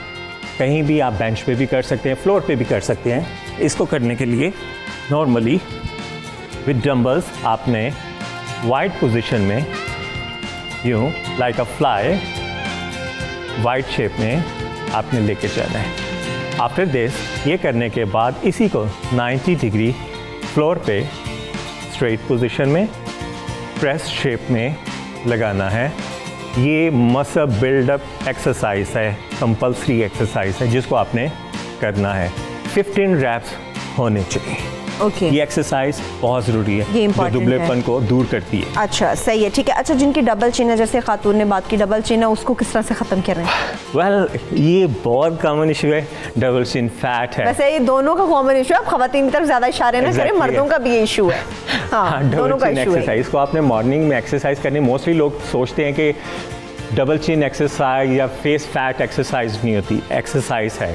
उसको योगा में भी ले लेते हैं। नॉर्मली इसका जो है आपके ये कॉलर बोन पे हाथ रख के मॉर्निंग में एम्प्टी स्टमक आपने नेक एक्सरसाइज करनी है। लेकिन उसमें सबसे ज़्यादा ज़रूरी ये चीज़ है कि आपकी डाइट में फ़ैट नहीं होनी चाहिए, बैड फैट नहीं होनी चाहिए। उधर से आपने फ़ैट भी खानी है, एक्सरसाइज भी करनी है, फिर आप कहेंगे कि पता नहीं एक्सरसाइज अच्छी थी, असर नहीं हुआ, वो तो ये कह रहे थे। तो ये सारी चीज़ें हैं, एक्सरसाइज करनी है, कॉलर बोन पे हाथ रख के ब्रीथ इन, होल्ड करना है, देन डाउन। इसी तरह राइट टू लेफ्ट आपने मूवमेंट करनी है। एक्सरसाइज से तो लग रहा है पता नहीं इफेक्टिव नहीं है, ठीक है, लेकिन आपकी डाइट में फैट नहीं बैड होना फैट चाहिए, फिर ये इफेक्टिव है। ठीक है। अच्छा, निहार मुँह नींबू पानी पीना चाहिए? जैसे कॉलर कह रहे थे मुझे किसी ने कहा वेट कम करना है तो निहार मुँह नींबू पानी भी पियो। कहते 3 महीने से पी रहा हूँ, 95 से सिर्फ 94 तक वेट गया है मेरा। नहीं, ऐसा नहीं होता। न्यूट्रास्यूटिकल्स इन्हें हम कहते हैं, जो कि एम्प्टी स्टमक लिक्विड के फॉर्म में साथ कुछ लिया जाता है, लेकिन ये 15 दिन से ज़्यादा आप कभी भी नहीं ले सकते कोई न्यूट्रास्यूटिकल। उसके बाद बॉडी उसकी अगेंस्ट इम्यूनिटी डेवलप कर लेती है। तो 15 दिन से ज़्यादा तो नींबू पानी का कोई फ़ायदा भी नहीं था। उन्हें अपना न्यूट्रास्यूटिकल चेंज करना चाहिए। बस ये ना कि देसी मशवरे जो लेते हैं आप लोग उस पर अमल ना करें। अच्छा, अभी जो कॉलर हमारे साथ थी रहमान, वो कह रही थी कि उनकी तो जेनेटिकली हाइट बड़ी कम है। उनकी बेटी है 14 साल की, उसकी हाइट भी कम है, शायद 5'4" वो अपनी हाइट बता रही थी, या 5'1" बता रही थी, तो बेटी की भी इतनी है। वो कह रही थी उसकी हाइट लंबी करने के लिए कोई तरीका बता दें। ये खवातीन भी कर सकती हैं जो आपने रॉड वाली एक्सरसाइज भी कर सकती हैं, हैंगिंग एक्सरसाइज कर सकती हैं। उसके बाद yoga, stretching exercise, flexibility exercise वो आपने करनी है। उसके बाद नॉर्मली आपने मॉर्निंग में ये एक्सरसाइज करनी है। आपकी डाइट प्रॉपर बैलेंस में हो, उसमें कैल्शियम, विटामिन्स या इन चीज़ों का ख्याल रखना है कि बैलेंस आउट तो नहीं है। एक्सरसाइज उसके बाद आपने करनी है जो लाजमी है, आपने पाँव को टच करना है और होल्ड करना है। अगर ये लेवल आपका बन जाता है देन उसके बाद आपने काफ को पकड़ के देन डाउन और होल्डिंग पोजीशन में, और इसको आपने डेली बेसिस पे करना है। आपकी flexibility, back, spinal area, bones वगैरह सभी जो है फ्लेक्सिबल हो। आपकी रूटीन, इन चीज़ों को आपने फोकस करना है। डाइट जो हाइट है वो बढ़ती है 22 मैक्सिमम इस एज तक। सही है। अच्छा, जो कॉलर हमें कह रहे थे 41 साल उनकी उम्र है और 85 किलो उनका वेट है। इस उम्र में इतना वेट तो बहुत ज़्यादा है। उस वेट को कम करने के लिए एक्सरसाइज तो रहमान से जानेंगे, मगर डाइट के अंदर कौन सी चीज़ें वो निकाल दें? रोटी चावल का इस्तेमाल ज़रा कम से कम करें। चावल हो सके तो मुकम्मल तौर पे निकाल दें। रोटी अगर लेनी है तो उसका साइज़ छोटा कर लें। जितना घर में नॉर्मली पेड़ा बन रहा है उसको आधा कर दें, लेकिन ताकि वो देखने में आपको लगे पूरी रोटी है मगर खा आप आधी रोटी रहे हो। इसके अलावा सैलड्स का इस्तेमाल बहुत ज़रूरी है। सैलड्स का इस्तेमाल जितना हो सके उतना बेहतर है। बिल्कुल ऐसा ही है, सैलड्स का इस्तेमाल बढ़ा दें। रोटी चावल को अपना कम करें और पानी का इस्तेमाल जो है। एक और चीज़ जो मैंने देखी है, पेशेंट आके कहते हैं कि हम पूरी डाइट कर रहे हैं मगर वज़न कम नहीं हो रहा, क्योंकि पानी का इस्तेमाल नहीं कर रहे होते। वेट लॉस में पानी का बहुत इंपॉर्टेंट। अच्छा, कुछ लोग ये शिकायत करते हैं कि जी हम पानी बहुत ज़्यादा पीते हैं उसके बाद दिल ख़राब होना शुरू हो जाता है। नहीं, ऐसा नहीं होता, वो फिर पानी किसी फॉर्म दूसरी में लेते होंगे, जैसे खुद ही से बीच में नींबू डाल दिया। अब नींबू डाल दिया तो ज़ाहिर है एसिडिटी तो हो सकती है उसके साथ, या पानी के अंदर कोई और चीज़ डाल के उसका इस्तेमाल शुरू कर दिया। खुद ही से डिटॉक्स वाटर एक नेट से देखा और वो सब बना लिया, सब ने बना लिया और वो सब शुरू हो गए पीना, वो शुरू होता है, तो फिर उससे हो जाता है, वरना पानी से देखती हूँ खवातीन जो काम करती हैं ना, वो इतनी बड़ी बड़ी बॉटल्स लेके आई हुई होती है, उसमें वो सारा कुछ डाला होता है बिना मशवरे के। अच्छा, मगर रहमान ये इस तरह से होता है जिसकी मैं बात करी थी अभी, जो हमारे कॉलर थे, 41 साल उम्र है, 85 किलो वेट है, वो कहते हैं जब मैं उठता बैठता हूँ पाँव की एड़ियाँ बहुत ज़्यादा दर्द करती हैं, पाँव नीचे से बहुत दर्द करते हैं, तो उसके लिए कोई एक्सरसाइज उन्हें बताएं जो वो कर सकें बैठे बैठे या कुछ? जी, एक्सरसाइज आप कर सकते हैं, लेकिन इसको सॉर्ट आउट करने पहले तो आपकी डाइट प्रॉपर बैलेंस में हो, उसके बाद आप योगा एक्सरसाइज आप कर सकते हैं। चेयर पे बैठ के भी आप कर सकते हैं, मैट पे भी आप बैठ के कर सकते हैं। स्ट्रेचिंग योगा एक्सरसाइज जिसकी आप मूवमेंट प्रॉपर होनी चाहिए। वैसे तो अभी मैं स्टैंडिंग पोजीशन में, आप सपोर्ट लेके भी कर सकते हैं। स्ट्रेचिंग एक्सरसाइज आपने करनी है, क्योंकि वेट नहीं आपने उठाना। वेट अगर आप उठाएंगे तो फिर आपको फील होगा कि हाँ पाँव पे प्रेशर आ रहा है। नॉर्मली ये मत सोचें कि पेन हो रही है, स्लोली एक्सरसाइज करें, क्योंकि आप जितना ये सोचते जाएंगे फिर आपको ज़्यादा फील होगा। फ्लेक्सिबिलिटी क्योंकि कम हो गई है बैठने की वजह से। स्ट्रेचिंग एक्सरसाइज आपने करनी है। होल्डिंग, घुटनों पे हाथ रख लें, आपके शूज़ प्रॉपर स्पोर्ट शूज़ हों, ताकि प्रेशर अगर आए तो आप प्रॉपर उस पर फील ना हो इतना ज़्यादा। देन आपने स्ट्रेट होल्डिंग पोजीशन आपने करनी है। इसको आप चेयर पे भी बैठ के कर सकते हैं अपर बॉडी से, और उसके बाद चेयर पे बैठ के लेग मूवमेंट आपने करनी है। उसकी मूवमेंट अगर चेयर की आप बना सकते हैं डिफरेंट, देन फ्रंट रेज आपने करना है। इसको आप 10 to 15 रैप्स, जितना आप करते जाएंगे फ्लेक्सिबिलिटी बढ़ती जाएगी, लेकिन डेली बेसिस पे ये होगा। ठीक है, तो thank you so much Rahman Abbas, आपने बड़ी ज़बरदस्त किस्म की चीज़ें बताई हैं वो तमाम लोग जो कि स्मार्ट होना चाहते हैं, दुबलेपन को ख़त्म करना चाहते हैं और फिट होना चाहते हैं। And thank you so much Ayesha Nasir, आपका बेहद शुक्रिया, आपने भी डाइट के हवाले से बड़ी कीमती मशवरे हमारे देखने वालों को दिए। एक छोटी सी ब्रेक की तरफ चलते हैं। सुबह सवेर पाकिस्तान में जब आप वापस आएंगे तो हम बात करेंगे उन स्मार्टफोन्स की जो हम सबसे महफूज करके रखते हैं, बड़े बड़े पासवर्ड्स लगा कर रखते हैं, मगर क्या हमारे स्मार्टफोन के अंदर मौजूद तमाम चीज़ें महफूज होती हैं? स्मार्टफोन को यूज़ करते हम कौन कौन सी मेजर और बड़ी गलतियाँ करते हैं, इससे मुतालिक बात करेंगे एक छोटी सी ब्रेक के बाद। सुबह सवेरे पाकिस्तान के साथ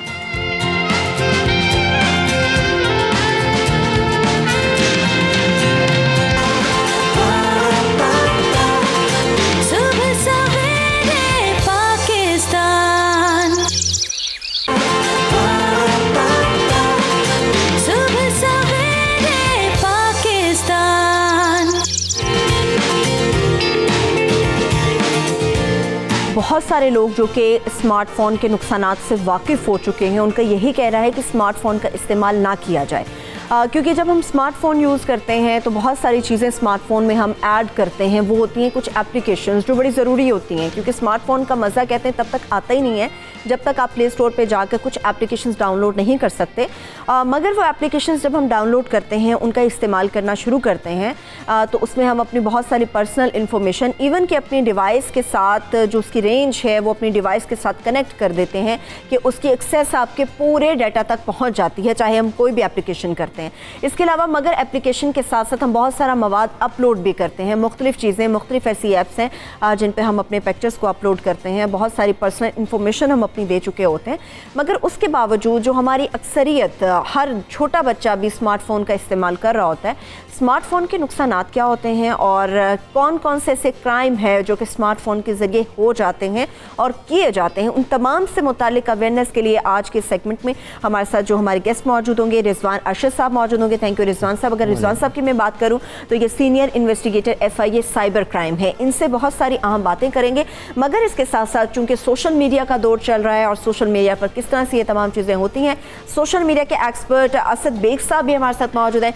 बेग साहब, आपको भी हम वेलकम करेंगे, थैंक यू सो मच सुबह सवेरे पाकिस्तान में आने के लिए। सबसे पहले मुझे रिजवान साहब ये बताएं, चूँकि साइबर क्राइम के हवाले से आप एक सीनियर इन्वेस्टिगेटर हैं, स्मार्टफ़ोन की अगर बात करते हैं, स्मार्टफ़ोन आप हम सब लोग यूज़ करते हैं, मगर इसके अंदर मौजूद हमारा डाटा कितना महफूज होता है या गैर महफूज होता है? मैडम, इसके अंदर डाटा अगर हम ये कहें कि स्मार्टफोन के अंदर हमने कोई भी अपनी पर्सनल कोई भी पिक्स है, वीडियोज़ हैं, वो हमने सेव कर लिए, वो हमारा सेव है, कतन सेव नहीं है। अगर हम उसे डिलीट भी कर सकते हैं, रिकवरेबल है। बेतहाशा फ्रेंसिक टूल मार्केट में और हमारे पास अवेलेबल है जिससे हम डाटा रिकवर कर सकते हैं। हमारे पास बेतहाशा कंप्लेंट ऐसी आती हैं कि मेरे मोबाइल के अंदर मेरी पिक्स थी वो अब लीक हो रही हैं, अब अपलोड हो रही हैं। जब इन्वेस्टिगेट किया जाता तो पता लगता है उन्होंने स्मार्टफोन अपना सेल कर दिया था। जब हम पूछते हैं सेल कर दिया, जी हाँ जी आपने वॉश किया, जी वॉश करके हमने बिल्कुल उसको फैक्ट्री रीसेट कर फिर हम सेल किया। लेकिन मैं अपने लोगों को ये बताता चलूँ कि वो सारा डाटा रिकवरेबल होता है जी, कोई भी ऐसी चीज़ नहीं जो अब रिकवरेबल ना हो सके। हम जिस एरा में अब हम ट्रैवल कर रहे हैं अब इसमें हर एवरीथिंग इज़ पॉसिबल ना हो, इसलिए बी केयरफुल हैं। जो भी आप अपना डाटा सेव कर रहे हैं उसका बैकअप बनाएं, जो भी डाटा डिलीट करें अपना स्मार्टफोन ख़राब होता कतन सेल ना करें, आप अपने पास रख लें, सेव करके रख लें अगर आप अपने डाटा को महफूज रखना चाहते हैं। ठीक है। अच्छा, इसमें ये भी होता है, रिजवान साहब कहते हैं कि अगर आपका फ़ोन ख़राब हो जाता है, जिस तरह आपने बात किया, लोग सही करा के उसी दुकान पे जाके सेल कर देते हैं उसको। अच्छा, ये कैसे मुमकिन होता है कि जब हम अपना पूरा डाटा रेस कर चुके होते हैं तो उसके बावजूद आपका डाटा लीक किस तरह से हो जाता है फ़ोन बेचने के बाद?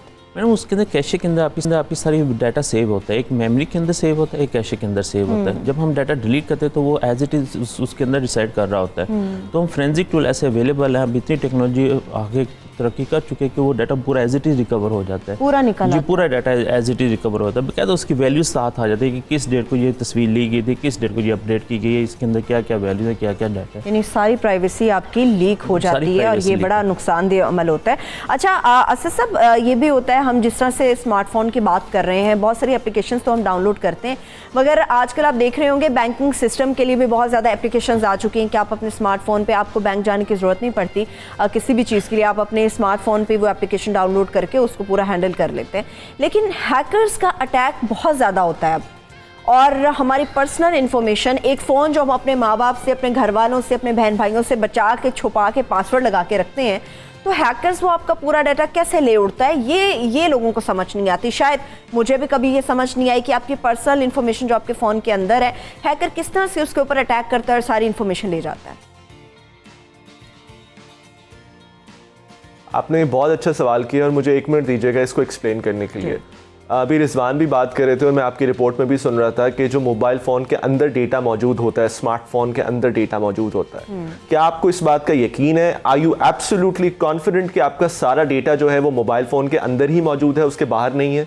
क्या हम क्लाउड सर्विसेज यूज़ नहीं करते? क्या आप इस बात पे बहुत श्योर हैं कि जो आप एप्लीकेशन जिनको आपको परमिशन दी हुई आपने अपने मोबाइल फ़ोन में कि वो आपकी गैलरी भी एक्सेस कर लें, आपकी स्क्रीन भी एक्सेस कर लें, आपको ऑडियो, माइक्रोफोन, वीडियो भी एक्सेस कर लें, तो क्या आप बहुत श्योर हैं इस बात पे कि वो आपका डेटा स्टील नहीं कर रही वो एप्लीकेशंस? रिजवान साहब के पास मैं चला जाऊंगा अगर मेरा मोबाइल फ़ोन चोरी हो जाए, लेकिन कोई एप्लीकेशन जिसकी कंपनी अमेरिका में या कहीं और रजिस्टर्ड है, क्या रिजवान साहब की जुरिस्डिक्शन होगी वहाँ पे?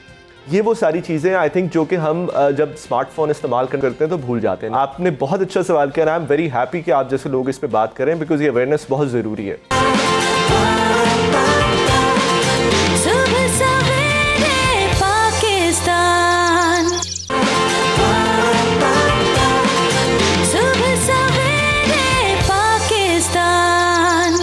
कितना नुकसानदेह होता है जब हम बिना देखे हर चीज़ को एक्सेस दे देते हैं अपने कोई भी एप्लीकेशन डाउनलोड करते वक्त, तो ये नुकसानदेह होता है क्योंकि आपका पूरा डाटा उसमें महफूज होता है। लेकिन रिजवान साहब, अभी इस तरह से हम जिस तरह से क्राइम की बात करते हैं, जैसे हम जिसे चाहते हैं अपना नंबर शेयर कर सकते हैं, जिससे चाहते नहीं कर सकते, एक तो डाटा हमारा चोरी हो जाता है, मगर हम देखते हैं बहुत सारे ऐसे ब्रांड्स हैं जहाँ पर शायद हम खुद जाते हैं, अपना नंबर वहाँ पे हम छोड़ देते हैं कि चलिए आपकी कोई सेल लगेगी। ख़वातीन सबसे ज़्यादा ये काम करती हैं कि सेल लगेगी तो आप हमें मैसेज कर दीजिएगा, मगर ऐसी एडवर्टीज़मेंट कंपनीज़ भी हैं जिनके पास बेशबहा नंबर्स होते हैं और वो उन नंबर्स पे मैसेज भी करते हैं अपने किसी भी प्रोडक्ट के हवाले से। क्या ये क्राइम की ज़द में नहीं आता? और उनके पास ये नंबर जाते कहाँ से हैं, किस तरह से जाते हैं, ये कौन नहीं देख, कोई भी नहीं देखता इस चीज़ को? नहीं, इसके ऊपर अभी हमारा जो साइबर क्राइम लॉ है अभी पीकर 2016 इम्प्लीमेंट हो चुका है, उसके अंदर काफ़ी डिटेल के साथ सारे इश्यूज़ को डिस्कस किया गया, लेकिन अभी इसके ऊपर मज़ीद काम होना अभी बाकी है। अभी उसके ऊपर हमारे लॉ डिपार्टमेंट अभी इसके ऊपर काफ़ी ज़्यादा काम भी कर रहे हैं। और फिर सेकंड बात यह है कि जो हमारे इस तरह बेतहाशा कंपनीज आती हैं जो ऐसे नंबर, अभी इनको पीटीआई इसके ऊपर काफ़ी ज़्यादा काम कर रहा है। उन्होंने कॉल उनका होता है कि अब कोई आदमी कहता है कि मैं इस कॉल को मैसेज को रिसीव नहीं करना चाहता, उसे ब्लॉक लिस्ट में डाला जा सकता है।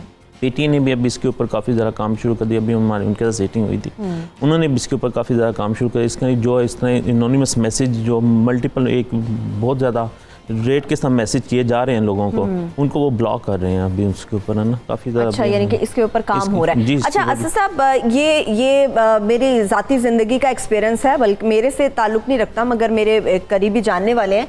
मतलब जैसे हम कहीं पे जाते हैं, मॉल्स वगैरह में जाते हैं हम, या किसी जगह काम कर रहे होते हैं, या किसी भी दूसरे शख्स का नेट पासवर्ड लेके हम अपने फ़ोन के साथ उसको कनेक्ट कर लेते हैं। तो मेरे जानने वाले थे जिनका एक सोशल मीडिया का अकाउंट इसी तरह से हैक हुआ।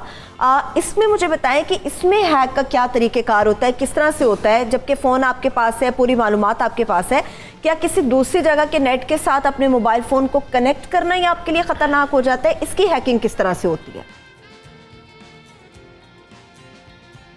देखिए, दिस इज़ पॉसिबल, ये मुश्किल काम होता है थोड़ा सा, लेकिन ये हो सकता है। नेटवर्क स्पूफिंग इसको आम ज़बान में कहते हैं, कि जो नेटवर्क स्निफ करते हैं उससे आप पैकेट स्निफिंग करके देख सकते हैं, सो ऑन। लेकिन वो ज़्यादातर कारआमद उस वक्त होता है जब वेबसाइट्स आप जो एक्सेस कर रहे हैं वो इनक्रिप्टेड ना हो। फेसबुक या ट्विटर ये तकरीबन सारी इनक्रिप्टेड होती हैं, तो शायद इस पर वो एप्लीकेबल नहीं होता। लेकिन की लॉगर्स बहुत आम हैं, और मैं थोड़ा सा उसके बारे में बता दूं वो क्या होते हैं। बहुत आम हैं और बहुत आसानी से मोबाइल फ़ोन पे भी और लैपटॉप पे, कंप्यूटर पे भी इंस्टॉल हो सकते हैं। छोटा सा सॉफ्टवेयर होता है जो कि आपकी जितनी भी कीज़ आप प्रेस करते हैं उसको लॉग करता है, उसको की लॉगर कहते हैं आम ज़बान में। 90 मेरे अपने एक्सपीरियंस पे तो 90% ऑफ टाइम्स के जिस भी पब्लिक कंप्यूटर पे आप एयरपोर्ट पे बाहर किसी के कंप्यूटर पे एक्सेस करने की कोशिश करेंगे, वहाँ पे कहीं ना कहीं पे वो की लॉगर मौजूद हो सकता है। उसका मतलब ये है कि आपने यूज़र नेम डाला वो रिकॉर्ड हो गया, आपने पासवर्ड डाला वो रिकॉर्ड हो गया, और वो जो भी की लॉगर है उसके पास वो आपकी इन्फॉर्मेशन आ जाएगी। तो एक बहुत आसान सा इसका हल ये है कि आप पब्लिक में जाएं तो जिस तरह आप अपनी पर्सनल हाइजीन का ख्याल करते हैं, आप किसी ऐसी जगह पे नहीं जाते पब्लिक में जो कि आपको लगता है कि आपकी हेल्थ के लिए ख़राब होगी, बिल्कुल इसी तरह ही आपको प्राइवेसी का ख्याल करना चाहिए। ठीक है, मेरा ख्याल है कि ये एक बहुत इंपॉर्टेंट पॉइंट है जो आपने रेस किया। नंबर 1। नंबर 2, मैं छोटी सी एक बात इस पर करूंगा जो कि आई थिंक बहुत इंपॉर्टेंट है, स्पेसिफिकली बच्चों के लिए जो कि ऑनलाइन जाते हैं और इस्तेमाल करते हैं। देखिए सरवत, हम मोबाइल फ़ोन की तो हम बात कर लेते हैं क्योंकि जाहिर सी बात है हमारे मुंह के सामने रहती हैं चीज़ें। वो चीज़ें जो बच्चे इस्तेमाल करते हैं और वो इक्वली डैमेजिंग है। PS4 for instance, play station वगैरह या एक्सबॉक्स, आपको पता होगा कि उसमें कैमरा लगता है टीवी के साथ, और उस कैमरे में माइक्रोफोन भी होता है, और उसमें जब आप ऑनलाइन गेमिंग करते हैं तो बच्चे या जिससे भी वो बात कर रहे हैं वो ना सिर्फ वीडियो चैट कर सकते हैं बल्कि आपस में बात कर सकते हैं, आपस में इंफॉर्मेशन शेयर कर सकते हैं। और उस नेटवर्क पे हर किस्म के लोग होते हैं। वो लोग भी होते हैं जो कि जिनको हम चाइल्ड प्रेडेटर्स कहते हैं। और हम आम ज़बान आम तौर पे सोचते हैं बच्चे गेम खेल रहे हैं या टीवी पे बैठे, लेकिन उसका डैमेज हमें नहीं समझ आ रहा होता कि वो जो टीवी जिसको हम कह रहे हैं वो एक्चुअली एक मोबाइल फ़ोन से ज़्यादा बड़ी डिवाइस है जिसपे कैमरा भी लगा हुआ है, जिसमें माइक भी है, और आपके बच्चे उससे एक्सपोज हो रहे हैं। बिल्कुल। Same goes for smart television. अब स्मार्ट टेलीविजन हमारे जहन में नहीं आते कि उससे कोई डैमेज होगा, लेकिन उसमें वही एंड्रॉइड है जो कि आपके फ़ोन में है। वही चीज़ भी बात करना बहुत ज़्यादा इंपॉर्टेंट है बिकॉज वो ज़्यादा डैमेजिंग है। बिल्कुल, ये सारी चीज़ें बहुत ज़्यादा खतरनाक है जिन पर तवज्जो हम नहीं देते, और हालांकि ये तवज्जो की काबिल होती है। अंबरीन फातिमा हमारे साथ कॉलर भी मौजूद है, उनसे भी बात करते हैं। जी अंबरीन, बात कीजिए। अस्सलाम वालेकुम। जी वालेकुम अस्सलाम। पूछना आपसे ये था कि हम सिर्फ व्हाट्सएप इस्तेमाल करते हैं बहन भाई ने मुल्क के बाहर उनसे बात करने के लिए, और बेटियां मेरी तो स्पेनिश लैंग्वेज सीखना चाहती है। अगर इस तरह हम इस्तेमाल करें तो कहीं ये तो नहीं लीक हो जाता? ठीक है, थैंक यू सो मच अंबरीन। इस पे भी बात कर लेते हैं। वाजिद भी हमारे साथ कॉलर मौजूद है, उनसे बात करते हैं। जी मेरे भाई वाजिद, बात कीजिए। हेलो, अस्सलाम वालेकुम। वालेकुम अस्सलाम। वाजिद, अपने टीवी का वॉल्यूम आप प्लीज बंद कर दीजिए और हमसे बात कीजिए। जी मैं काम कर रहा हूँ, बस मुझे पूछना था, अभी रिजवान साहब कह रहे थे कि रिजवान साहब कई आंसर मतलब उन्होंने मुझे बताया, अभी हम सुन रहे थे टीवी पर, उन्होंने कहा कि आप जब अपना डाटा डिलीट कर देते हैं तो बेसिकली वो किसी भी शॉप से जाके रिकवर हो सकता है। तो मुझे ये पूछना था, जब हमारे मोबाइल खराब हो जाते हैं तो हमें डेफिनेटली उसको सेल करना होता है डाटा डिलीट करके, तो कोई ऐसा पैटर्न या कोई ऐसा तरीका का जिससे वो बिल्कुल भी रिकवरेबल ना हो सके? एक ये चीज बताती हूँ। सेकेंडली मैंने ये पूछना। ठीक है, thank you so much Wajid, इस पे भी हम बात कर लेते हैं। मगर सबसे पहले जिस तरह से अभी चले वाजिद से ही शुरू कर लेते हैं। रिजवान साहब वो ये जानना चाह रहे थे, जिस तरह से आपने पहले ही इस चीज़ को क्लियर किया है कि जब हम अपना फ़ोन सेल कर देते हैं तो उसके बावजूद डाटा रिकवर हो जाता है, वो कहते हैं कोई ऐसी खास चीज़ हमें अपने फ़ोन के अंदर ही कर देनी चाहिए ताकि उसके बाद डाटा कभी भी वो रिकवर ना हो सके जब हम सेल करने जाते हैं? उसके लिए ये कि उसकी मेमोरी को आप फुल करें, उसको फिर डिलीट करें, फिर मेमोरी फुल करें, फिर डिलीट करें, ताकि उसके हैशेस के अंदर जो वैल्यूज़ है ना, जो प्रीवियस वैल्यू वो सारी डिलीट हो जाएंगी, जो न्यू वैल्यूज़ है वो आ जाएंगी और आपका जो प्रीवियस सारा डाटा वो सारा इरेज हो, वो ओवरराइट हो जाएगा आपकी न्यू वैल्यूज़ के ऊपर। इसमें ये भी शायद कहते हैं रिजवान साहब को फ़ोन के अंदर आपके शायद ऑप्शन होती है फैक्ट्री रीसेट की भी, मैंने फैक्ट्री वो फिर भी रिकवरेबल हो जाते हैं। अच्छा, जी, फैक्ट्री रीसेट आप 99% लोग फैक्ट्री रीसेट करके बहुत कंफर्टेबल फील करते हैं कि मैंने अपना डाटा सारा रेस कर दिया, अब इसके अंदर कोई भी चीज़ रिकवरेबल नहीं है। अच्छा। लेकिन बड़ा इजीली रिकवरेबल हो जाता है कि हमारे पास जितने भी हम कल्प्रिट्स होते हैं, हम उनसे मोबाइल लेते हैं, सबसे पहले अपन वो मोबाइल फैक्ट्री रीसेट कर देते हैं, वो कंफर्टेबल हो जाते हैं कि ये अब तो हमारा डाटा